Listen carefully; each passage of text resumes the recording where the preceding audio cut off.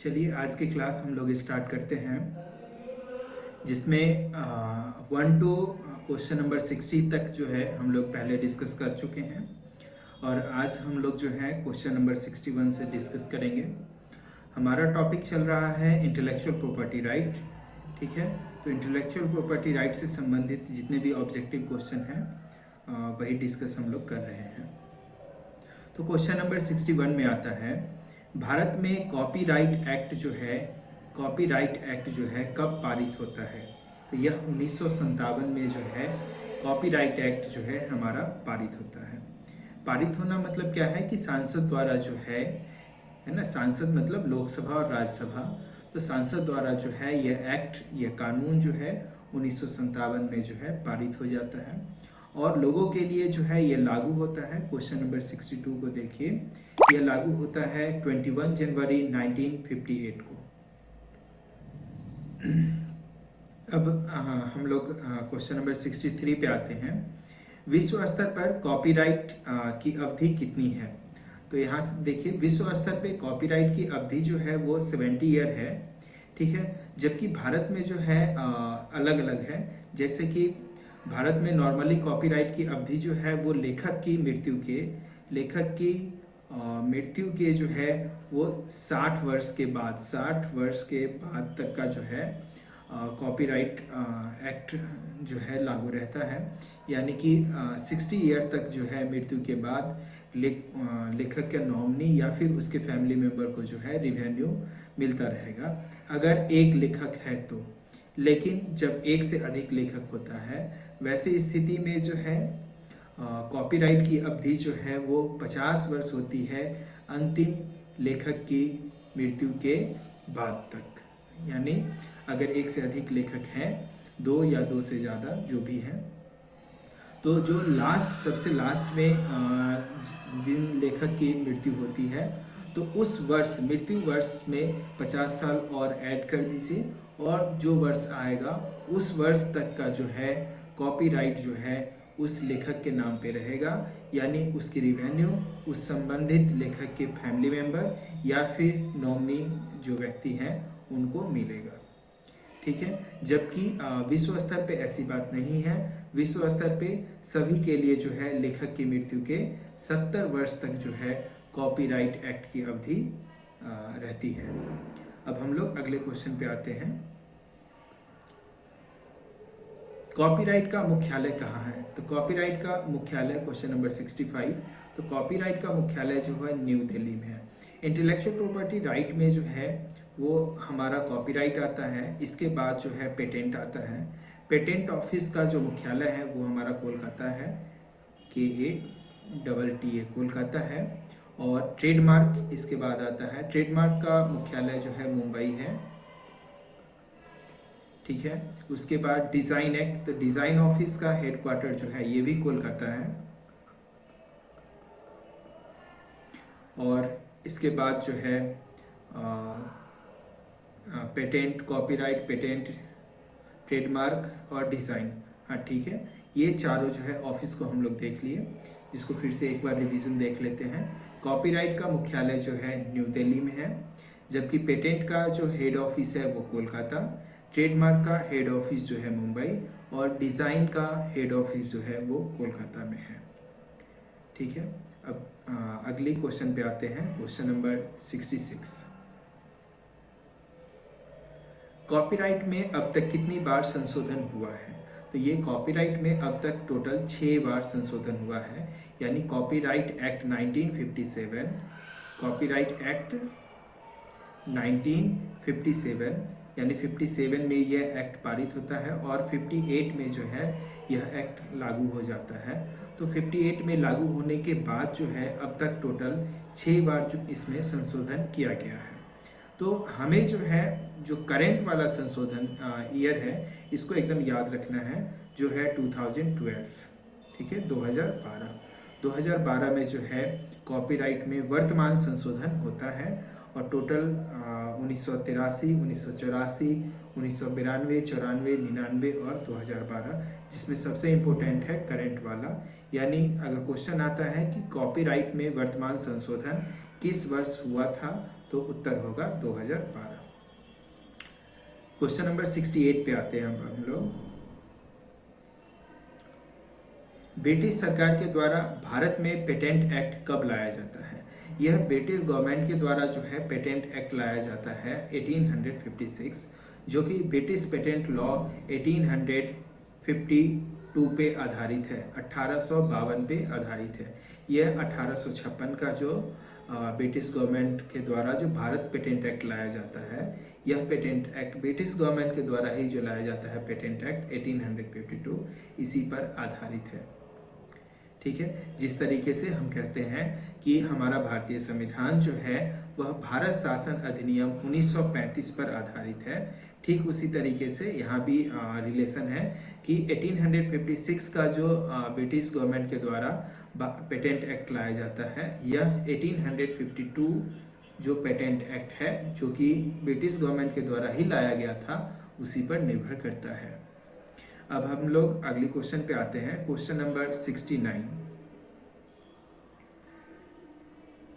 भारत में patent act कब पारित हुआ? तो पेटेंट एक्ट भारत में जो है 1970 में पारित होता है। एक और चीज हम लोग यहाँ पे देख लेते हैं कि पेटेंट होता क्या है।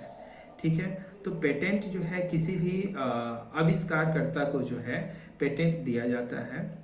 कोई भी आविष्कार, जैसे कि हम लोग एग्जांपल ले लेते हैं, अभी वर्तमान में कोरोना आया था, जिसमें कोविड वैक्सीन का जो है जो भी कंपनी जो है इसका आविष्कार की, जो भी कंपनी फर्स्ट टाइम जो है कोविड वैक्सीन बनाई, तो उस कंपनी को जो है पेटेंट मिलेगा। यानी मार्केट में जो है अब उसी फॉर्मूले का इस्तेमाल करके कोई और कंपनी जो है अगर मार्केट में दवा लॉन्च करना चाहती है, वैक्सीन लॉन्च करना चाहती है, तो उस संबंधित कंपनी को जो है रिवेन्यू देगी, पैसा देगी।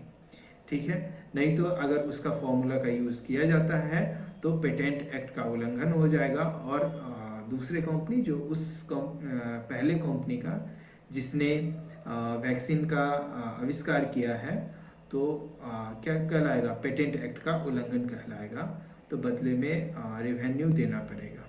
ठीक है, अब हम लोग आते हैं क्वेश्चन नंबर 70 पे। भारत में पेटेंट एक्ट कब लागू हुआ? तो देखिए, ये दोनों क्वेश्चन चूंकि सिमिलर क्वेश्चन है और साथ साथ भी है, जिसको याद रखना है। याद रखने के लिए एकदम ये पेटेंट एक्ट का जो पारित ईयर है उस एक्ट के साथ ही याद रखना है। जिस तरीके से इसको याद रखेंगे कैसे, तो पेटेंट एक्ट 1970 इस तरीके से याद रखेंगे। यानी पेटेंट एक्ट के साथ इसका ईयर भी हमेशा बोलेंगे, हमेशा याद रखेंगे। तो पेटेंट एक्ट 1970 जो कि लागू होता है 20 अप्रैल 1972 को, 1972 को। ठीक है, यहाँ तक सबको समझ में आ गया होगा। अब हम लोग आगे चलते हैं।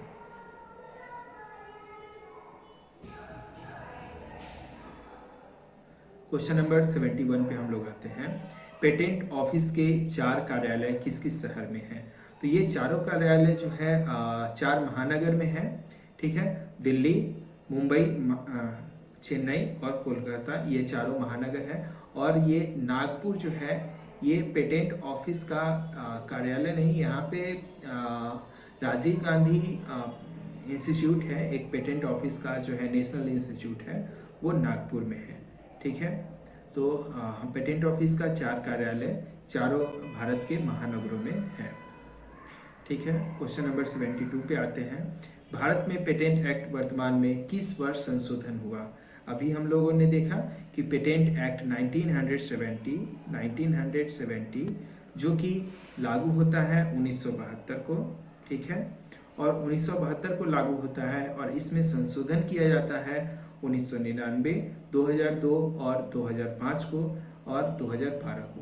तो ये वर्तमान वाला जो है ईयर बहुत इंपॉर्टेंट है, तो इसको याद रखना है कि पेटेंट एक्ट जो है वर्तमान में 2012 में संशोधन किया जाता है।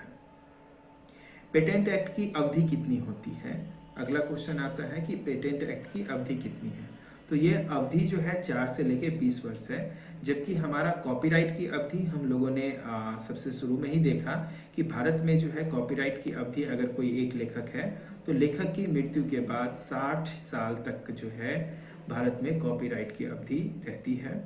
जबकि एक से अधिक लेखक होने पे अंतिम लेखक के मृत्यु के बाद 50 साल तक जो है कॉपीराइट की अवधि रहती है। विश्व स्तर पर यह अवधि जो है केवल 70 साल तक की है। ठीक है, अब यहाँ पे पेटेंट एक्ट की अवधि देख लेते हैं। तो 4 से लेके 20 वर्ष, यानी न्यूनतम 4 वर्ष और अधिकतम 20 वर्ष जो है कॉपीराइट की अवधि होती है। अब हम लोग अगले क्वेश्चन पे आते हैं। अगला क्वेश्चन है 74। इनमें से किसकी अवधि रिन्यू की जा सकती है? तो रिन्यू किसकी अवधि की जा सकती है? पेटेंट की अवधि रिन्यू नहीं की जा सकती है। इसका हम लोगों ने अभी देखा कि अधिकतम 20 वर्ष के लिए जो है पेटेंट मिलता है और न्यूनतम 4 वर्षों के लिए मिलता है। और इसके बाद जो है जो भी एक बार पेटेंट मिल गया अवधि, जिस अवधि के लिए वो रिन्यू नहीं होती है।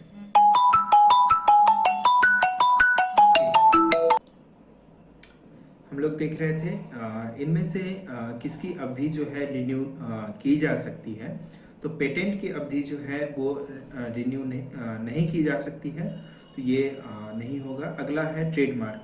ट्रेडमार्क की अवधि रिन्यू की जा सकती है, तो यही हमारा आंसर होगा। कॉपीराइट का जो है अभी हम लोगों ने देखा कि भारत में जो है लेखक की मृत्यु के बाद 60 साल तक कॉपीराइट की अवधि होती है और इसके बाद यह भी रिन्यू नहीं होता है, तो ये भी हमारा आंसर नहीं होगा। ट्रेडमार्क है। ट्रेडमार्क की जो अवधि होती है वह 10 वर्षों के लिए होती है। रजिस्ट्रेशन के बाद 10 वर्ष तक जो है ट्रेडमार्क की अवधि होती है, जबकि आगे इसकी रिन्यू होती रहती है।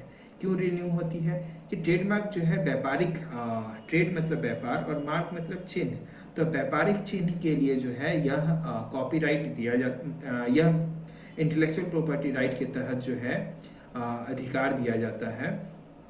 तो अगर कोई कंपनी जो है 10 वर्ष तक चल जाती है, उसके बाद वो अपनी कंपनी का जो है लोगो या स्लोगन, कुछ भी डिज़ाइन अपने प्रोडक्ट का जो है रिन्यू करवाना चाहती है तो वो रिन्यू करवा लेती है। ठीक है, नहीं तो कंपनी मान लेते हैं 10 वर्ष के बाद जो है रिलायंस ही कंपनी ले लेते हैं, तो रिलायंस जो है 10 वर्ष से अधिक पुरानी कंपनी है, तो 10 वर्ष के बाद क्या होगा कि उस कंपनी को जो है अपनी ट्रेडमार्क को रिन्यू करवाना होगा। अगर वो रिन्यू नहीं करवाती है तो फिर उस नाम से जो है कोई दूसरा कंपनी खोल देगा। ठीक है, तो क्वेश्चन नंबर 74 का जो है हमारा आंसर होगा ट्रेडमार्क। अब क्वेश्चन नंबर 75 पे आते हैं। ट्रेडमार्क किस मंत्रालय के अधीन आता है? तो यह बहुत आसान क्वेश्चन है। ट्रेडमार्क मतलब व्यापार से संबंधित चिन्ह है, तो मिनिस्ट्री ऑफ कॉमर्स के अंतर्गत आएगा। तो ministry of commerce and industry के अंतर्गत जो है ट्रेडमार्क आता है। ठीक है, जबकि पब्लिक लाइब्रेरी जो है वह मिनिस्ट्री ऑफ कल्चर के अधीन आता है। Ministry MINISTRY, ministry of culture CULTURE, ministry of culture के अधीन जो है हमारा पब्लिक लाइब्रेरी आता है। और यहाँ पे ट्रेडमार्क जो है ministry of commerce and industry के अधीन आता है। अब हम लोग अगले क्वेश्चन पे, क्वेश्चन नंबर 76 पे चलते हैं। इनमें से किस शहर में ट्रेडमार्क का कार्यालय नहीं है? तो अब हम लोग अहमदाबाद में है। 4 महानगर के अलावा एक और कार्यालय अहमदाबाद में जो है ट्रेडमार्क का है। कुल कार्यालय 5 हैं, तो 4 महानगर तो ले लेते हैं। तो एक दिल्ली, मुंबई, चेन्नई, कोलकाता। तो दिल्ली में है, चेन्नई में भी है, अहमदाबाद भी है, टोटल 5 है जिसमें। तो ये तीनों जगह जो है ट्रेडमार्क का कार्यालय है, तो हमारा आंसर होगा इनमें से कोई नहीं। ठीक है, अब हम लोग अगले क्वेश्चन पे आते हैं। Question number 77। देश की आज़ादी के बाद ट्रेडमार्क एक्ट पहली बार कब आता है? तो देश की आज़ादी के बाद ट्रेडमार्क एक्ट जो है वो हमारा 1958 में आता है, जबकि वर्तमान में जो हमारा ट्रेडमार्क एक्ट है वह 1999 का है। यानी कि वर्तमान में भारत में जो ट्रेडमार्क एक्ट है वह 1999 में आया था। वर्तमान में ट्रेडमार्क एक्ट किस वर्ष आया? 1999। क्वेश्चन नंबर 79 पे आते हैं। इंटेलेक्चुअल प्रॉपर्टी राइट का आधिकारिक वेबसाइट क्या है? तो ये हमारा ipindia.gov.in जो है इंटेलेक्चुअल प्रॉपर्टी राइट का जो है ऑफिशियल वेबसाइट है। ठीक है, अब हम लोग अगले क्वेश्चन पे, क्वेश्चन नंबर 80 पे आते हैं। पार्सिंग ऑफ ट्रेडमार्क क्या है? तो पार्सिंग ऑफ ट्रेडमार्क का मतलब होता है कि किसी भी ट्रेडमार्क का जो है अनुचित उपयोग करना। जैसे मान लेते हैं कि कोई कंपनी जो है वो अपना नाम कुछ भी रखती है, XYZ कुछ भी नाम रखती है, तो इसी नाम से जो है कोई दूसरा कंपनी जो है ना, कोई प्रोडक्ट XYZ लॉन्च करती है, तो इसी नाम से जो है कोई दूसरा कंपनी जो है प्रोडक्ट लॉन्च नहीं कर सकती है मार्केट में, क्योंकि यह कस्टमर जो है वो कंफ्यूज कर जाएगा कि यह इन दोनों में से कौन सा प्रोडक्ट जो है ओरिजिनल है। ठीक है, तो यही पार्सिंग ऑफ ट्रेडमार्क है, यानी किसी भी अन्य कंपनी या दूसरे व्यक्ति का जो भी ट्रेडमार्क है उसका अनुचित उपयोग करना जो है पार्सिंग ऑफ ट्रेडमार्क कहलाता है। अब हम लोग क्वेश्चन नंबर 81 पे आते हैं।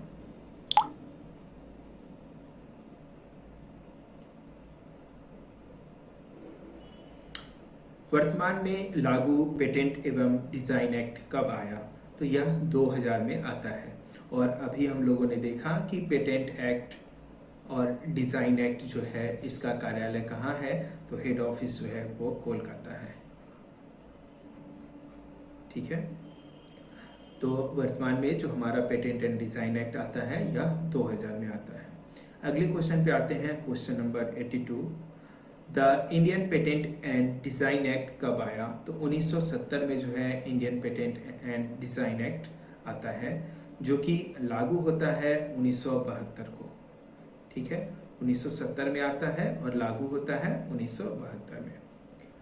Geographical indication of goods act कब पारित किया जाता है? तो GI जो है, ज्योग्राफिकल इंडिकेशन जो है, यह पारित किया जाता है 1999 में। ठीक है, और लागू होता है 2003 में। अब GI का मतलब हम लोग समझते हैं।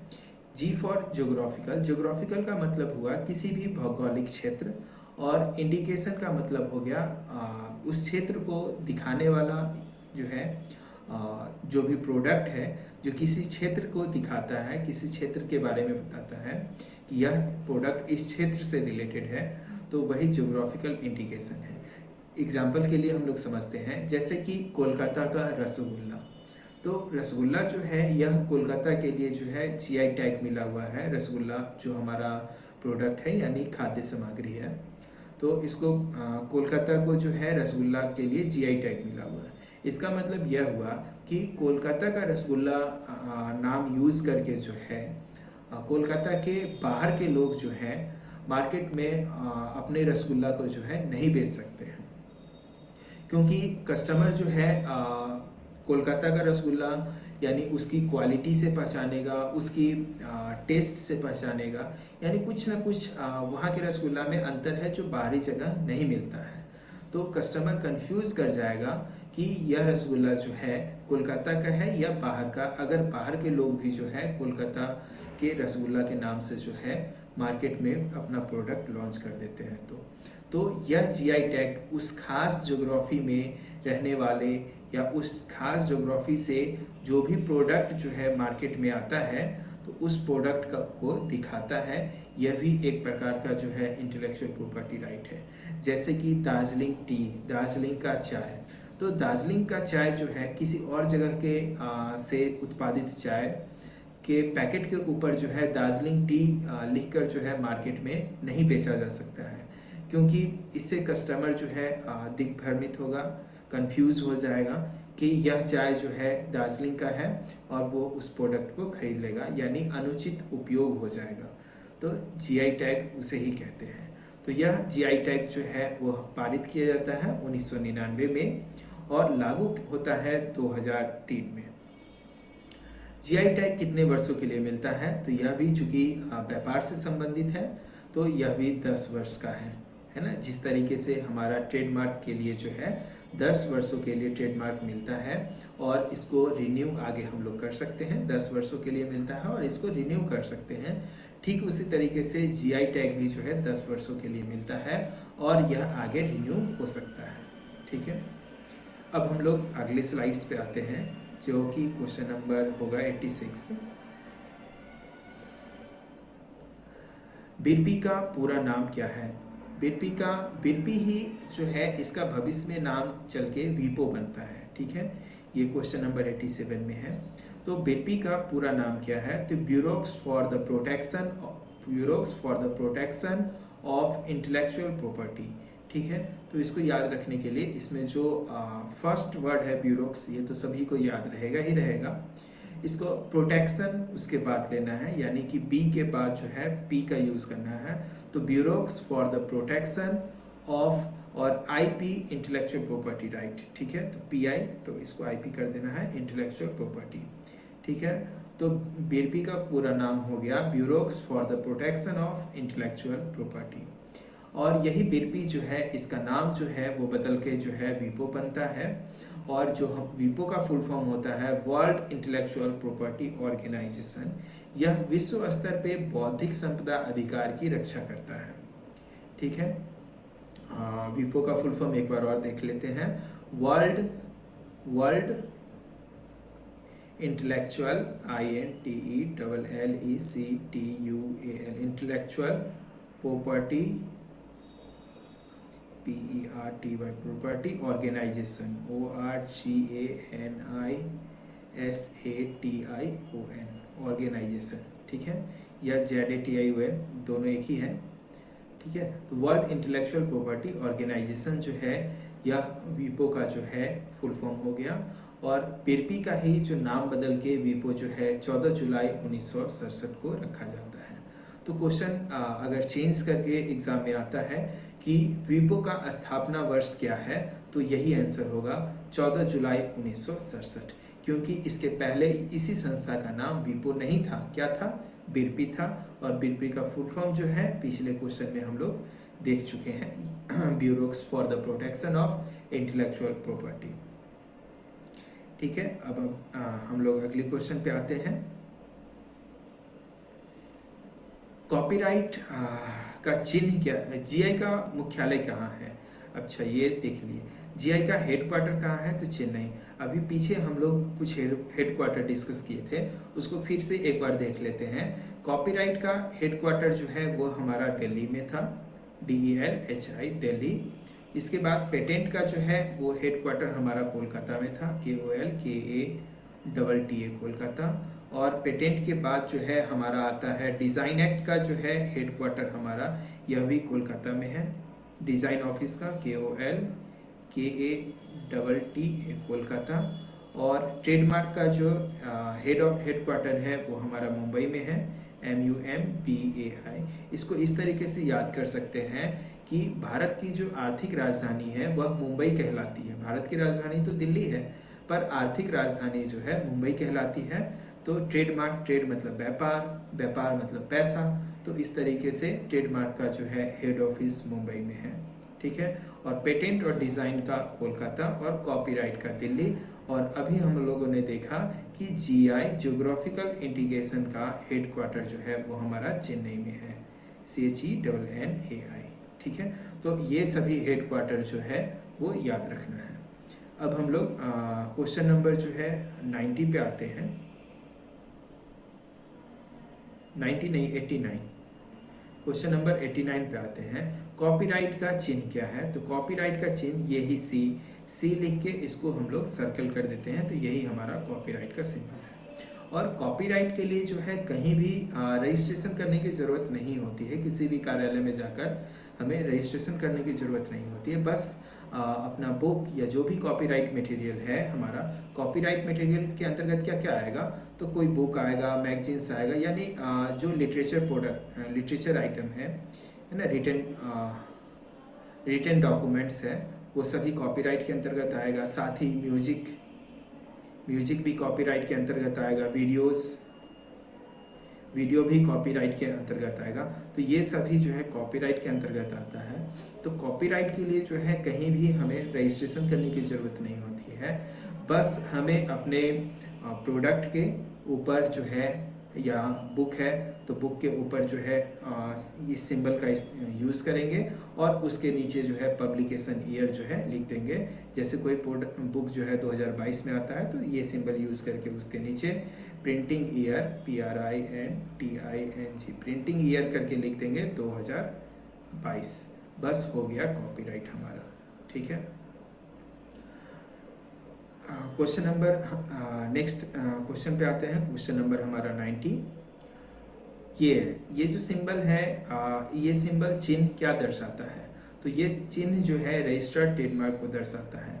इसमें एक और सिंबल होता है TM। ठीक है, और TM करके ऐसे गोल घेर देते हैं तो यह अनरजिस्टर्ड ट्रेडमार्क को दिखाता है। जब हम लोग किसी भी ट्रेडमार्क के लिए जो है ऑफिस में जो है हम लोग क्या करते हैं, एप्लीकेशन देते हैं। और अभी हम लोगों ने देखा कि ट्रेडमार्क के लिए जो है कितने जगह ऑफिस है, तो टोटल 5 शहरों में है, जिसमें 4 तो हमारा जो है महानगर हो गया है ना, दिल्ली, मुंबई, चेन्नई और कोलकाता। ये चारों महानगर तो वैसे ही याद रहेगा, और एक एक्स्ट्रा है अहमदाबाद। ठीक है, तो अहमदाबाद एक एक्स्ट्रा है। टोटल 5 जगह कार्यालय है। तो हम लोग किसी भी कार्यालय में जाकर जो है ट्रेडमार्क के लिए जब हम लोग अप्लाई करते हैं तो उस समय वो अनरजिस्टर्ड ट्रेडमार्क होता है, यानी रजिस्ट्रेशन अभी हमें प्राप्त नहीं हुआ है, तो उस समय इस सिंबल का यूज़ करते हैं। और जैसे ही हम लोगों को रजिस्ट्रेशन प्राप्त हो जाता है तो यह R सिंबल यानी R लिख के ऐसे करके गोल घेर के इस सिंबल का यूज़ करते हैं अपने प्रोडक्ट पे। ठीक है, तो इस सिंबल का मतलब हो गया रजिस्टर्ड ट्रेडमार्क, और इस सिंबल का TM करके जो सर्कल है इस सिंबल का मतलब होता है अनरजिस्टर्ड ट्रेडमार्क। अब हम लोग क्वेश्चन नंबर 91 पे आते हैं। इनमें से किसमें रॉयल्टी की राशि सेल्स के आधार पर मिलती है? तो अब हम लोग देखते हैं कि सबसे पहले इंटेलेक्चुअल प्रॉपर्टी राइट के अंतर्गत जो है क्या क्या आता है। तो माइनिंग जो है इंटेलेक्चुअल प्रॉपर्टी राइट के अंतर्गत नहीं है, माइनिंग खुदाई, तो ये इंटेलेक्चुअल प्रॉपर्टी राइट में आता ही नहीं है, तो ये तो हट गया।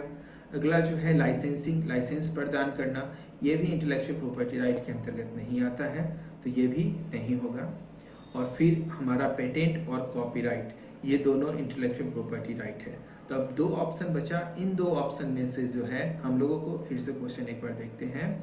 क्या पूछ रहा है कि रॉयल्टी की राशि सेल्स के आधार पर किस में मिलती है? जो आविष्कार करता है या जो फिर इंटेलेक्चुअल प्रॉपर्टी राइट का जो है फर्स्ट ऑनर है, उसको जो रॉयल्टी मिलेगा वो सेल्स के आधार पे किस में मिलेगा, पेटेंट में या कॉपीराइट में, यह क्वेश्चन पूछ रहा है। तो आंसर होगा कॉपीराइट। क्यों? क्योंकि पेटेंट जो है यह किसी भी प्रोडक्ट के आविष्कार पे मिलता है, तो आविष्कार पे मिलता है, तो ये सेल्स के आधार पे जो है नहीं मिलता है। इसमें कॉपीराइट इसमें रॉयल्टी जो है सेल्स के आधार पे नहीं मिलता है। और कॉपीराइट में कैसे सेल्स के आधार पे मिलता है? जैसे कि मान लेते हैं कि हमने जो है मार्केट में अपना टोटल 1000 बुक्स को जो है पब्लिश करके जो है मार्केट में बुक शॉप पे रख दिया। अब क्या है कि बुक शॉप पे जब हम इसको रख देते हैं और हर बुक्स का जो दाम है वो 500 रुपीज़ है। ठीक है, एक सेकेंड, हर बुक का जो दाम है वो हमारा 500 रुपीज़ है, 500 रुपीज़ है। ठीक है, अब इसमें जो है मान लेते हैं कि कोई दुकानदार जो है डिस्काउंट कर देता है 40% का डिस्काउंट कर देता है, तो 60% उसको मिलेगा, यानी कि 300 रुपये। 300 रुपये में वो बुक को सेल करेगा। ठीक है, तो 300 रुपये में जब इस बुक को सेल किया तो इसी 300 रुपये में जो है दुकानदार का भी प्रॉफिट है, इसी 300 रुपये में जो है राइटर को भी रिवेन्यू मिलेगा, इसी 300 रुपये में जो है पब्लिशर जो है ना, पब्लिशर या फिर प्रिंटिंग वर्क के लिए जो इन्वेस्टमेंट हुआ है वो भी इसी 300 रुपीज़ के अंदर ही है।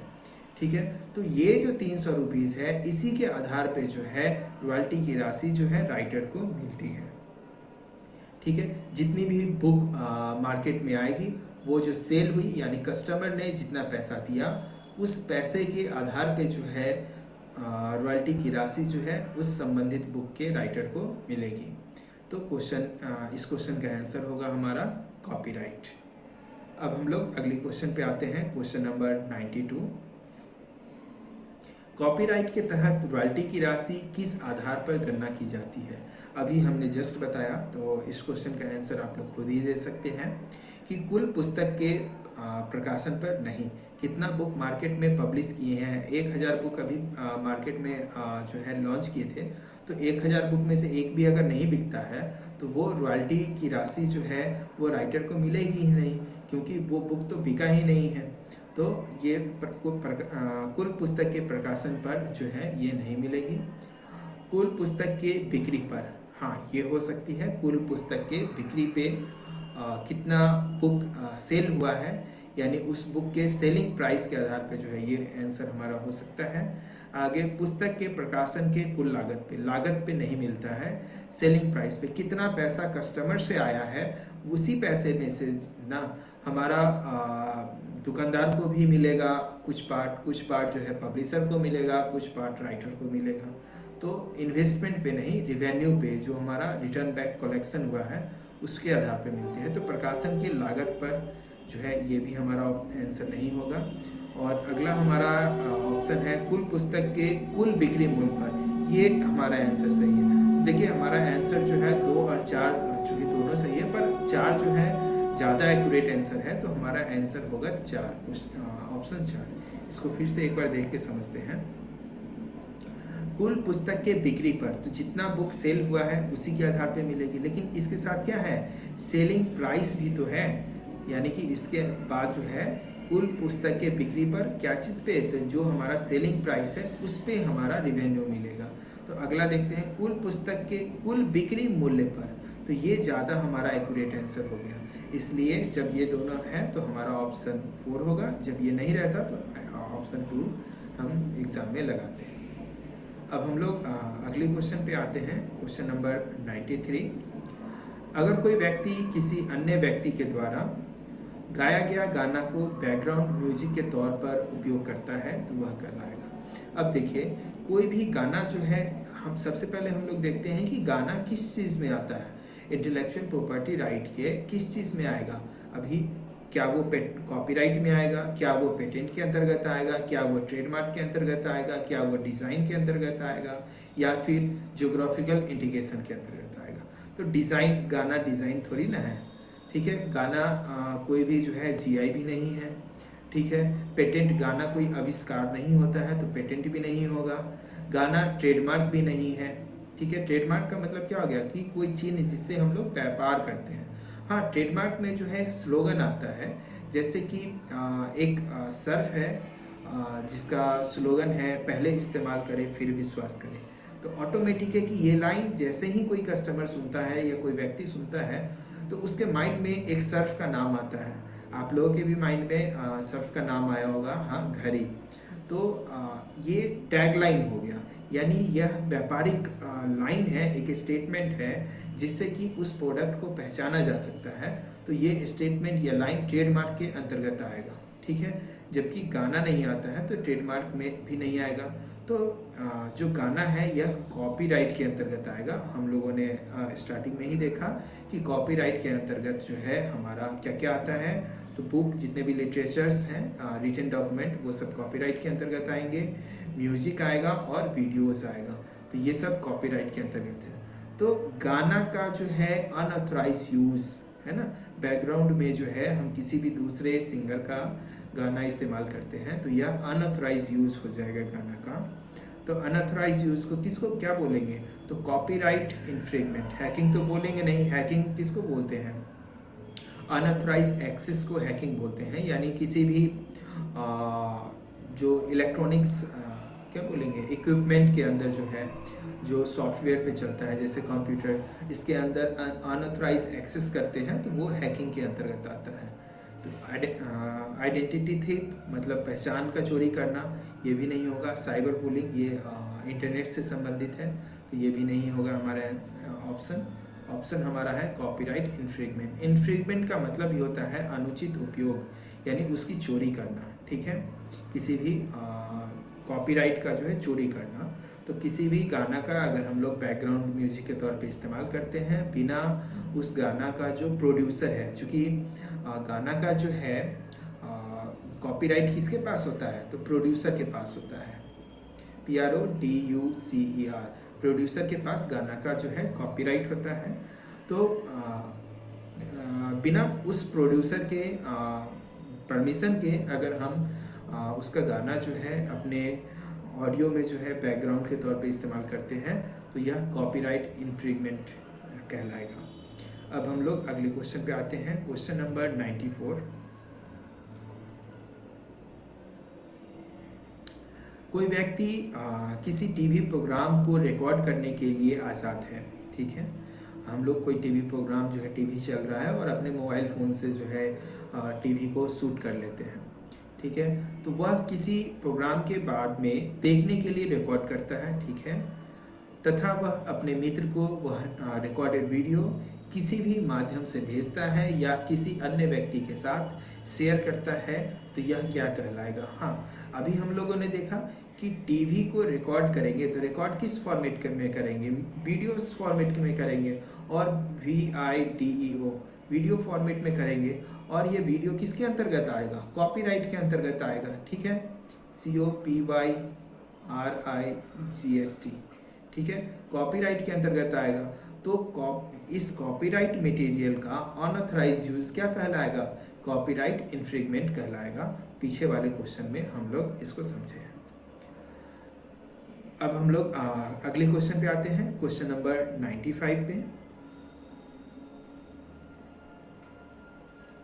इंटेलेक्चुअल प्रॉपर्टी राइट IPR किस प्रकार के सूचना या आइडिया के अनुचित प्रयोग से रक्षा करता है। अब हम लोग सबसे पहले समझते हैं कि IPR जो है इंटेलेक्चुअल प्रॉपर्टी राइट की ज़रूरत क्यों पड़ी।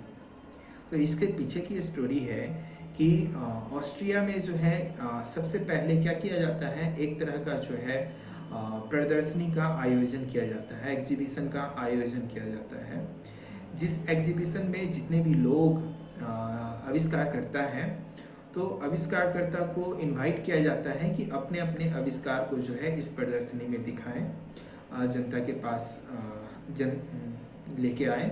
तो प्रदर्शनी में कोई लोग भाग ही नहीं लेते हैं। तब विचार आता है कि ऐसा क्यों हुआ कि लोग पार्टिसिपेट ही नहीं किए।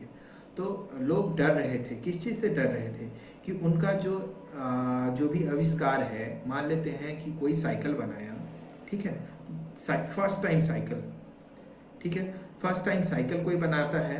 अब क्या है कि साइकिल बनाया फर्स्ट टाइम, अब इस साइकिल को जो है अगर वो उस क्या बोलेंगे एग्जीबिशन में, उस प्रदर्शनी में दिखा देता है, तो वो इस डिज़ाइन को दूसरा व्यक्ति क्या करेगा, इस आइडिया को जो है चुरा लेगा, कोई और व्यक्ति साइकिल बना देगा, और फिर उस व्यक्ति को जिसने फर्स्ट टाइम ये बनाया उसको रिवेन्यू नहीं मिलेगा, यानी आर्थिक लाभ जो है वो नहीं मिलेगा। तो आर्थिक लाभ से नहीं हो पाएगा, इस चीज़ के डर के वजह से जो है कोई भी आविष्कारकर्ता उस एग्जीबिशन में पार्टिसिपेट ही नहीं किए, और इसी के लिए जो है इंटेलेक्चुअल प्रॉपर्टी राइट जो है आता है। इसी के बाद इंटेलेक्चुअल प्रॉपर्टी राइट आता है, यानी कि एक कानून लाया जाता है जिसके तहत जो है लोगों के बौद्धिक संपदा को जो है सुरक्षा प्रदान किया जा सके और वो खुलकर जो है अपने बौद्धिक संपत्ति को जनता के सामने लोगों के बीच ला सके, ठीक है। तो इंटेलेक्चुअल प्रॉपर्टी राइट किस प्रकार से के सूचना या आइडिया के अनुचित प्रयोग से रक्षा करता है। सोशल वैल्यू, सामाजिक वैल्यू जिस आइडिया का हो, नहीं, है ना, क्योंकि उस साइकिल से जो रिवेन्यू आएगा उसके लिए लोग डर रहे थे। तो रिवेन्यू आ पाए, सही व्यक्ति को रिवेन्यू मिल पाए, उस चीज़ की रक्षा करता है। तो सोशल वैल्यू नहीं होगा, मोरल भी नहीं होगा, कॉमर्शियल मतलब क्या, व्यापारिक, तो जो सेल होगा उस रिवेन्यू से संबंधित है। तो ये हमारा ऑप्शन सी सही है। एथिकल ये भी नहीं होगा, ठीक है। तो क्वेश्चन नंबर 5 का जो है हमारा आंसर होता है commercial value. Intellectual property right का जो है किस प्रकार के सूचना या आइडिया के अनुचित प्रयोग से रक्षा करता है, तो कॉमर्शियल वैल्यू। अब हम लोग अगले क्वेश्चन पे आते हैं। क्वेश्चन नंबर 96, भारत में बौद्धिक संपदा अधिकार इनमें से किन किन क्षेत्रों में प्रदान किया जाता है। अभी तक हम लोगों ने जितना भी ऑब्जेक्टिव पढ़ा उसी में ये सारा आंसर है ना। ऑफिस, हेड ऑफिस भी देखा, उसमें भी था। कॉपीराइट हाँ मिलता है, पेटेंट इनमें भी मिलता है, ट्रेडमार्क ये भी हमारा इंटेलेक्चुअल प्रॉपर्टी राइट है। तो ये तीनों का तीनों हमारा इंटेलेक्चुअल प्रॉपर्टी राइट है। तो ऑप्शन डी जो है हमारा सही आंसर होगा। इनमें से कौन कॉपीराइट एक्ट 1957 में शामिल नहीं है। तो यह होगा हमारा layout design of integrated circuit, ये हमारा आंसर होगा। इसके पहले जितना भी है सिनेमेटोग्राफिक फिल्म, ये हमारा वीडियोस है। और अभी हम लोगों ने देखा कि कॉपीराइट में जो है क्या आता है, म्यूजिक भी आता है और वीडियोस भी आता है। तो फिल्म वीडियोस होगा तो ये कॉपीराइट के अंतर्गत आएगा, ये हमारा सही है। साउंड रिकॉर्डिंग ये म्यूजिक है तो ये भी हमारा सही है, ठीक है। और ऑप्शन डी जो है ये हमारा ड्रामेटिक, ये ऑप्शन डी कंप्लीट नहीं है, ठीक है। तो इसको हम लोग हटा ही देते हैं चूँकि टाइपिंग मिस्टेक है, तो ऑप्शन डी हटा देते हैं। तो वैसे ही हमारा वैसे आंसर मिल चुका है। Layout design of integrated circuit ये नहीं था, अब ये है, ठीक है।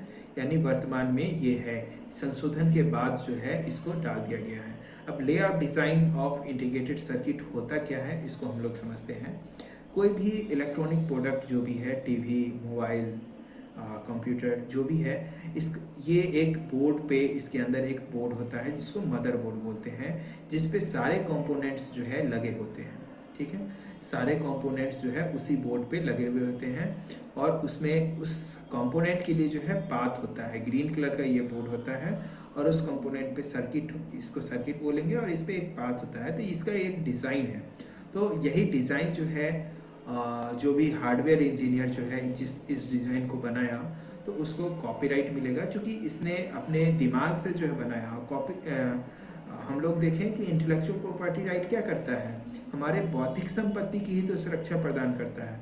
तो जो भी इंजीनियर इस डिज़ाइन को बनाया है यानी उसकी बौद्धिक संपत्ति है और इसको सुरक्षा प्रदान किया जाता है किसके अंतर्गत, हमारा कॉपीराइट के अंतर्गत अब किया जाता है, ठीक है।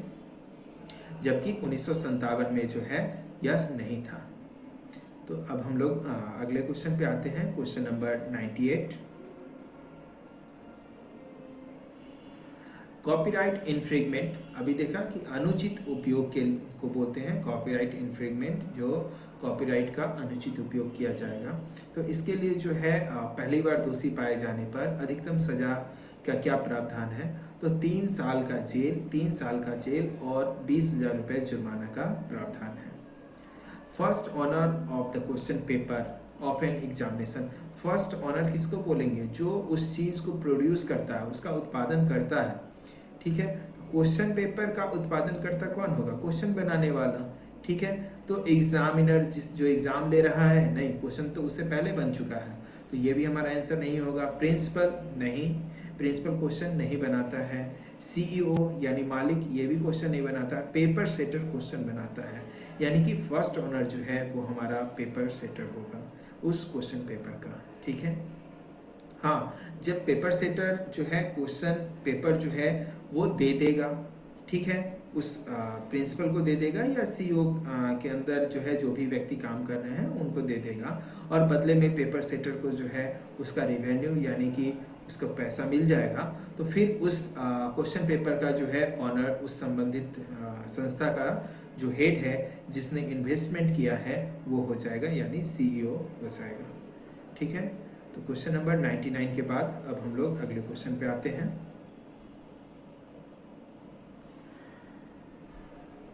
क्वेश्चन नंबर 100 जो हमारा लास्ट क्वेश्चन है आज का। The first owner of the plan of the building is, building के प्लान का फर्स्ट ऑनर। अब देखिए, अभी हम लोगों ने देखा कि क्वेश्चन पेपर का फर्स्ट ऑनर जिसने क्वेश्चन को प्रोड्यूस किया, जिसने क्वेश्चन को बनाया, वो हमारा फर्स्ट ऑनर कहलाया, यानी पेपर सेटर। तो बिल्डिंग का प्लान कौन बनाता है, वही तो फर्स्ट ऑनर कहलाएगा। तो बिल्डिंग का प्लान क्या क्लाइंट बनाता है, नहीं, क्लाइंट तो बनवाने आता है ना।